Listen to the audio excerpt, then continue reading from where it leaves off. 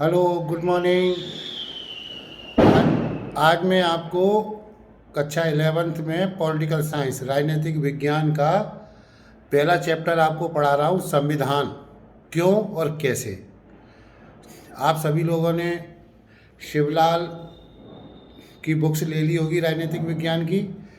इसमें 11th में पहला चैप्टर है पॉलिटिकल साइंस में, संविधान क्यों और कैसे। तो कहने का तात्पर्य, संविधान की हमें आवश्यकता क्यों पड़ी।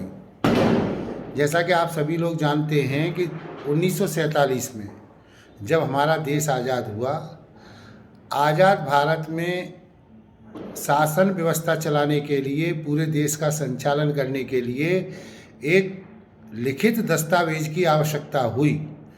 लिखित दस्तावेज मतलब एक संविधान की आवश्यकता हुई, जिसके अनुसार देश में शासन किया जाएगा या रीति नीति से शासन व्यवस्था चलाई जाएगी। तो संविधान की आवश्यकता क्यों है। किसी भी देश में वहाँ की शासन व्यवस्था को चलाने के लिए एक लिखित दस्तावेज की आवश्यकता होती है, जिसको कि उस देश का संविधान कहा जाता है। तो संविधान क्यों।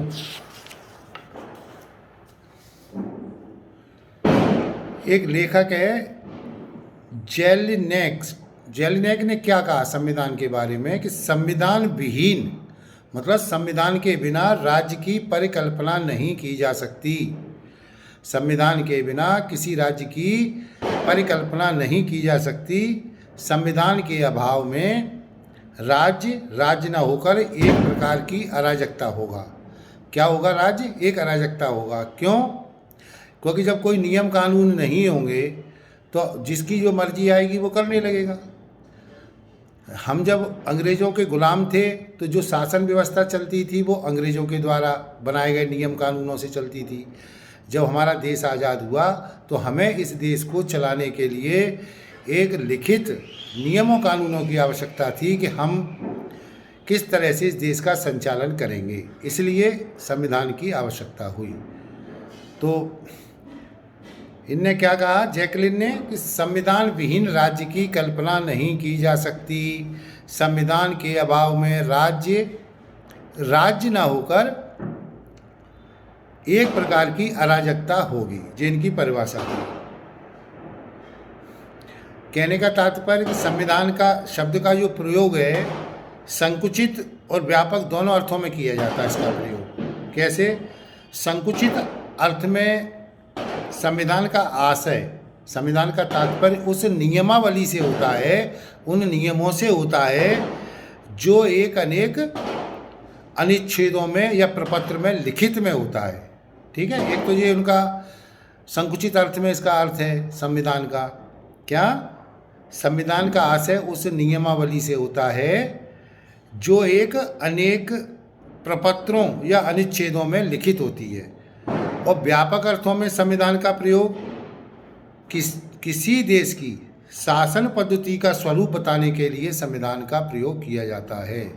किसी देश की शासन पद्धति को बताने के लिए जब हमारा देश आज़ाद हुआ तो हमने लोकतंत्र को अपनाया, डेमोक्रेसी को अपनाया। डेमोक्रेसी आप जानते हैं, लोकतंत्र क्या होता है। लोकतंत्र में जनता की सरकार जनता के लिए और जनता के द्वारा, समझ रहे हैं ना, जनता की सरकार जनता के लिए और जनता के द्वारा निर्वाचित होती है, उसे लोकतंत्र कहते हैं। तो हमारे जो स्वतंत्रता सेनानी थे, महात्मा गांधी, डॉक्टर भीमराव अंबेडकर, पंडित जवाहरलाल नेहरू, तो इन लोगों ने भारत में एक लोकतंत्र की स्थापना करने के लिए संविधान का निर्माण करा। तो ये संविधान क्यों, क्योंकि देश की शासन व्यवस्था चलाने के लिए। तो व्यापक अर्थों में संविधान का अर्थ देश की शासन पद्धति का स्वरूप बताने के लिए किया जाता है। इसमें लिखित नियमों के अतिरिक्त अलिखित नियम यथा रीति रिवाज, परंपराएं आदि भी सम्मिलित की जाती हैं। ठीक है। अब इसमें ये परिभाषाएं दी हुई हैं अलग अलग विद्वानों की। जेम्स बाइस ने क्या कहा, संविधान ऐसे निश्चित नियमों का समूह होता है जिनमें सरकार की कार्यविधि प्रतिपादित होती है। ठीक है। संविधान एक ऐसे निश्चित नियमों का समूह होता है जिसमें सरकार की कार्यविधि प्रतिपादित होती है। पहली परिभाषा इसकी है। दूसरी परिभाषा डाइस सी ने क्या कहा, संविधान में वे सभी नियम सम्मिलित होते हैं जिनका प्रभाव प्रत्यक्ष या अप्रत्यक्ष रूप से राज्य की संप्रभु शक्ति के वितरण अथवा उसके प्रयोग पर पड़ता है। राज्य की संप्रभु शक्ति के वितरण अथवा उसके प्रयोग पर पड़ता है। संप्रभु शक्ति क्या होती है? भारत अनेक राज्यों का मिलाकर एक संघ है। हमारे देश में कितने राज्य हैं? 35 हो गए हैं अब। तो जिस समय देश आज़ाद हुआ उस समय छोटे छोटे बहुत राज्य थे, उन सभी राज्यों को मिलाकर एक संघ बनाया गया। इसके लिए केंद्रीय सरकार बनाई गई दिल्ली में, तो उसको बोलते हैं संप्रभु, मतलब देश की सर्वसत्ता। तो संप्रभु शक्ति के वितरण मतलब उसके वितरण और उसके प्रयोग पर पड़ता है। ये हुई दूसरी परिभाषा। तीसरी, हरमन फाइनर के अनुसार संविधान आधारभूत राजनीतिक संस्थाओं की व्यवस्था होती है। संविधान आधारभूत राजनीतिक संस्थाओं की व्यवस्था होती है। तीसरी परिभाषा। चौथी, स्ट्रॉन्ग ने क्या कहा, संविधान उन सिद्धांतों का संग्रह कहा जा सकता है, संविधान उन सिद्धांतों का संग्रह कहा जा सकता है जिसके अनुसार शासन की शक्तियाँ, शासितों के अधिकार तथा दोनों के संबंध समायोजित होते हैं। क्या कहा उन्होंने, स्ट्रॉन्ग ने? संविधान उन सिद्धांतों का संग्रह है जिसके अनुसार शासन की शक्तियाँ, शासितों के अधिकार तथा दोनों के मध्य समायोजित होता है। तो ये तो हुई संविधान की परिभाषाएं। अब संविधान की आवश्यकता क्यों पड़ी? सबसे पहला पॉइंट लिखिए संविधान की आवश्यकता में, सरकार के मनमाने पूर्ण व्यवहार के प्रति मनुष्य का संरक्षण। पहला पॉइंट कौन सा है संविधान की आवश्यकता के लिए? सरकार के मनमाने पूर्ण व्यवहार के प्रति मनुष्य को संरक्षण। अगर सरकार मनमाना व्यवहार अपनी जनता के साथ करेगी तो हमारा संविधान उसको सरकार की नीति रीति को निरस्त कर देगा। ये अधिकार सुप्रीम कोर्ट को दिया है संविधान ने।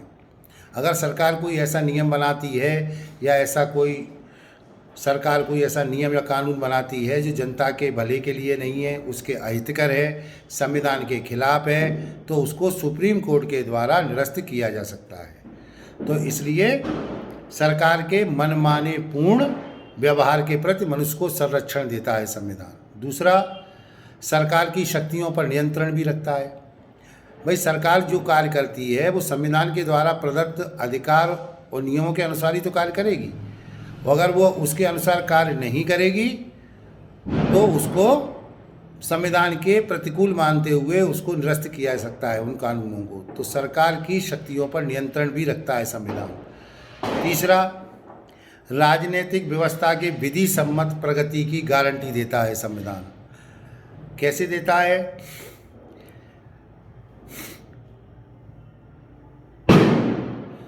भाई राजनीतिक जो व्यवस्था होती है जिसके द्वारा सरकार का गठन किया जाता है उसमें ये उम्मीद की जाती है सभी से कि वो जो व्यवस्था की जाए वो संविधान के अनुसार ही हो। संविधान के अगर विरोध में होगी, गलत तरीके से होगी तो उसको निरस्त किया जाएगा। तो राजनीतिक व्यवस्था के विधि सम्मत प्रगति की संविधान गारंटी भी देता है। ये तीसरा पॉइंट है। चौथा, सामाजिक व्यवस्था के विकास की गारंटी। सामाजिक व्यवस्था क्या होती है? हम जिस समाज में रहते हैं उस समाज की व्यवस्था को चलाने का कार्य सरकार का रहता है, चाहे वो राज्य सरकार हो, चाहे केंद्र सरकार हो या स्थानीय सरकारें हों। तो सामाजिक जीवन में या सामाजिक व्यवस्था में जो हमारे नियम हैं, कानून हैं, रीति रिवाज हैं, परंपराएं, उनको संविधान सुनिश्चित करता है। संविधान सुनिश्चित कैसे करता है? जैसे आप हिंदू हैं, आपको अपने धर्म के अनुसार पूजा करने का अधिकार है, मुसलमानों को अपने धर्म के अनुसार पूजा करने का अधिकार है, ईसाइयों को अपने अनुसार है। तो कहने का तात्पर्य कि जो हमारे सामाजिक व्यवस्था रहती है उसको संरक्षित करने का काम भी संविधान के द्वारा किया जाता है। ठीक है, अब ये हो गई आपके संविधान क्यों और उसकी परिभाषाएं, संविधान की आवश्यकता क्यों। अब संविधान का निर्माण कैसे हुआ? महात्मा गांधी ने 1922 में कहा था, जब देश में स्वतंत्रता आंदोलन चल रहा था, तब महात्मा गांधी ने क्या कहा था? उन्होंने कहा था 1922 में कि भारतीयों का संविधान भारतीयों की इच्छा के अनुसार ही किया जाएगा। क्या कहा? कि जो भारत का संविधान बनेगा वो भारतीयों की इच्छा के अनुसार ही बना जाएगा। तो जब हमारा देश आज़ाद हुआ 1947 में 15 अगस्त को, उसके बाद एक संविधान सभा का गठन किया गया। उस संविधान सभा में उसके संविधान सभा के अध्यक्ष डॉक्टर भीमराव अंबेडकर को बनाया गया। उसमें और भी अनेक सदस्यों को सम्मिलित किया गया। फिर संविधान सभा ने क्या किया कि विश्व के जितने भी संविधान थे, जिन देशों में जहां लोकतंत्र था, अमेरिका, ब्रिटेन, ऑस्ट्रेलिया, आयरलैंड, मतलब उन देशों में हमारे संविधान सभा की जो कमेटी थी उसने सभी देशों का भ्रमण किया। और भ्रमण करने के बाद उन्होंने सभी जगह से जो उनके संविधान में अच्छी अच्छी बातें थीं, अच्छे संविधान के जो नियम कानून थे, उनको वो लेकर के आए और उन्होंने आकर के यहाँ पर एक संविधान सभा ने उनको अपने संविधान में सम्मिलित किया। ठीक है, आयरलैंड से लिए कुछ चीज़ें, कुछ अमेरिका से ली, क्योंकि अमेरिका सबसे पुराना लोकतंत्र है। अमेरिका क्या है? सबसे पुराना लोकतंत्र। और सबसे बड़ा लोकतंत्र कौन है? भारत। सबसे पुराना इसलिए अमेरिका है कि अमेरिका में 1856 में ही लोकतंत्र स्थापित हो गया था। हमारे यहाँ कब हुआ? 1947 में। तो सबसे पुराना लोकतंत्र कहाँ का हुआ? अमेरिका का। सबसे बड़ा लोकतंत्र क्यों अपना भारत कहा जाता है? क्योंकि हमारी आबादी सबसे ज़्यादा है। तो कोई भी लोकतंत्र देश की सबसे बड़ी आबादी अगर है तो वो भारत में है, इसलिए भारत को विश्व का सबसे बड़ा लोकतंत्र कहा जाता है।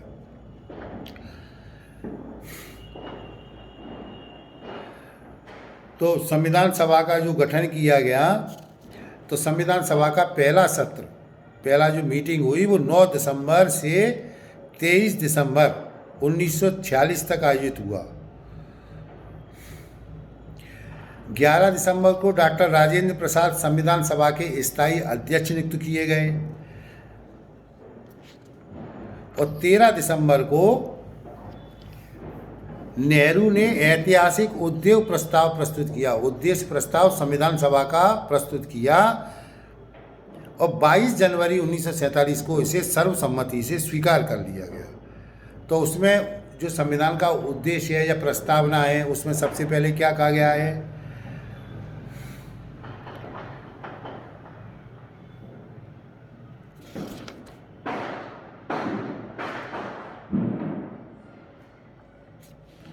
उसमें सबसे पहले उद्देश्य प्रस्तावना में ये है कि यह संविधान सभा भारत को स्वतंत्र संप्रभु गणराज्य घोषित करने के लिए और इसके प्रभावी शासन के निमित्त संविधान निर्माण हेतु कृत संकल्पित है।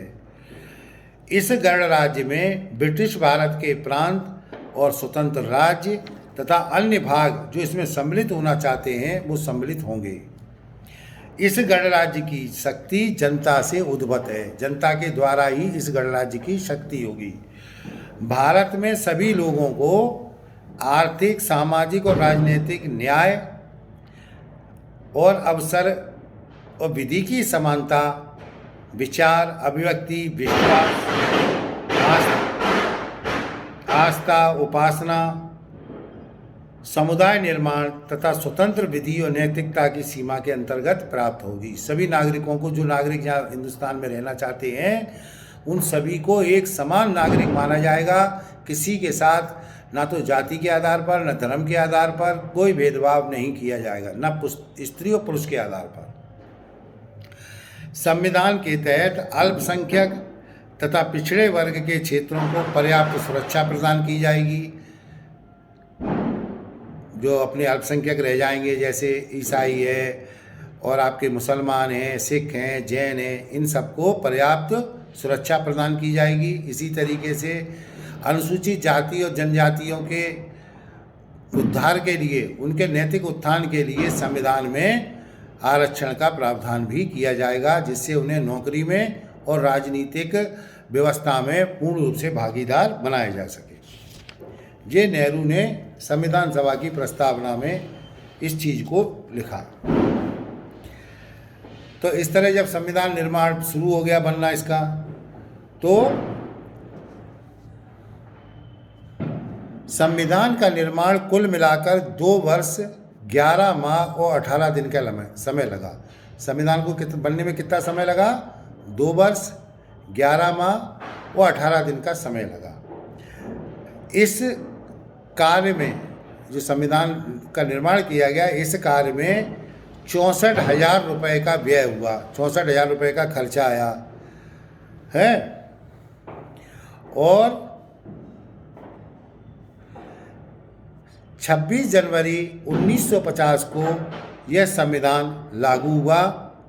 इस तिथि को संविधान लागू होने की तिथि ही माना जाता है।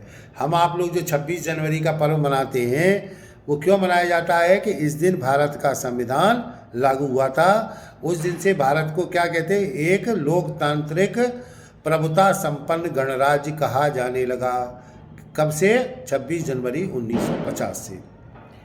ठीक है, तो 26 जनवरी 1950 इसीलिए 26 जनवरी मनाई जाती है कि इस दिन देश में संविधान लागू हुआ था। अब भारतीय संविधान का दर्शन क्या कहता है?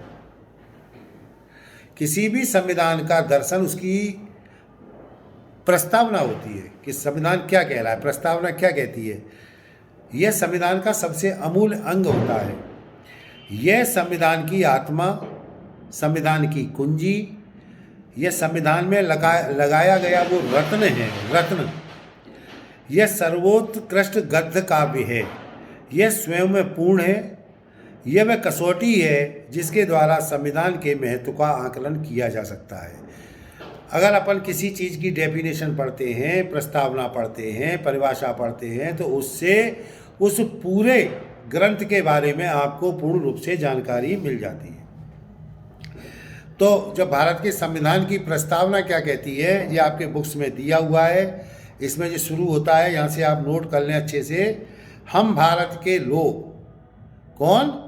हम भारत के लोग भारत को एक संपूर्ण प्रभुत्व संपन्न, समाजवादी, धर्मनिरपेक्ष, लोकतांत्रिक गणराज्य बनाने के लिए तथा उसके समस्त नागरिकों को सामाजिक, आर्थिक, राजनीतिक, न्याय, विचार, अभिव्यक्ति, विश्वास, धर्म और उपासना की स्वतंत्रता, प्रतिष्ठा और अवसर की समानता प्राप्त करने के लिए तथा उन सब में व्यक्ति की गरिमा और राष्ट्र की एकता और अखंडता को सुनिश्चित करने वाली बंधुता बढ़ाने के लिए दृढ़ संकल्प होकर अपनी इस संविधान सभा में आज दिनांक 26/11/1949 में एतद द्वारा इस संविधान को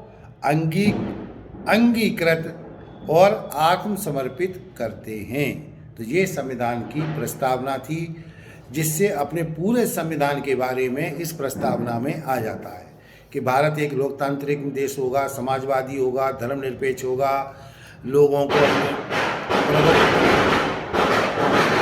प्रभुत्व संपन्न होगा, गणराज्य होगा, लोगों को अपना विश्वास, धर्म, उपासना करने की स्वतंत्रता होगी, अभिव्यक्ति, बोलने की आज़ादी होगी, सभी लोगों को अपने समान रूप से आर्थिक विकास करने की छूट दी जाएगी। उपरोक्त जो प्रस्तावना थी, इसमें समाजवादी शब्द और धर्मनिरपेक्षता तथा अखंड शब्द, ये 3 चीज़ें नोट करने लायक हैं, ध्यान रखना। जो उपरोक्त प्रस्तावना दी है उसमें 3 शब्द और जोड़े गए। कौन कौन से?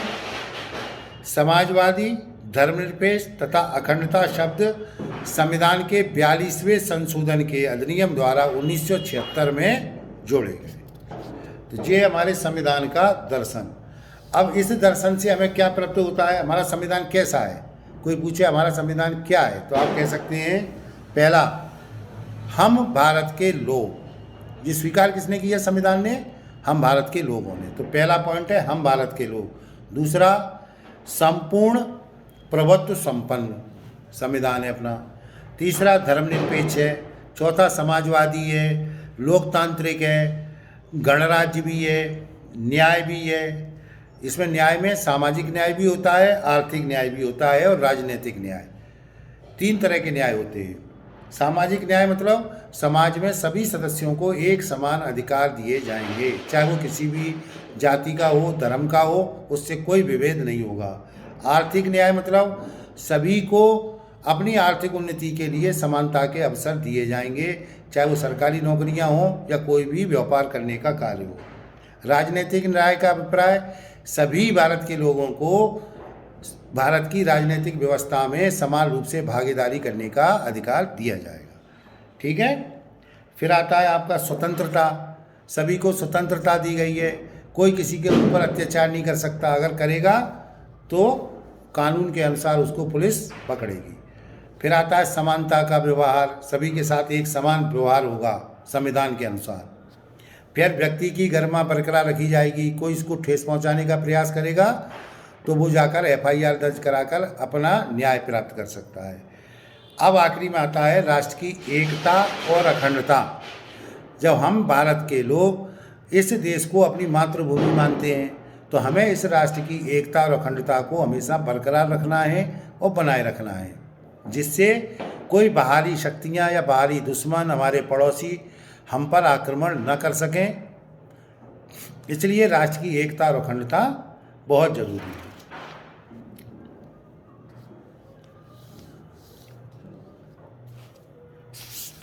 ठीक है जी, प्रस्तावना हो गया। अब आता है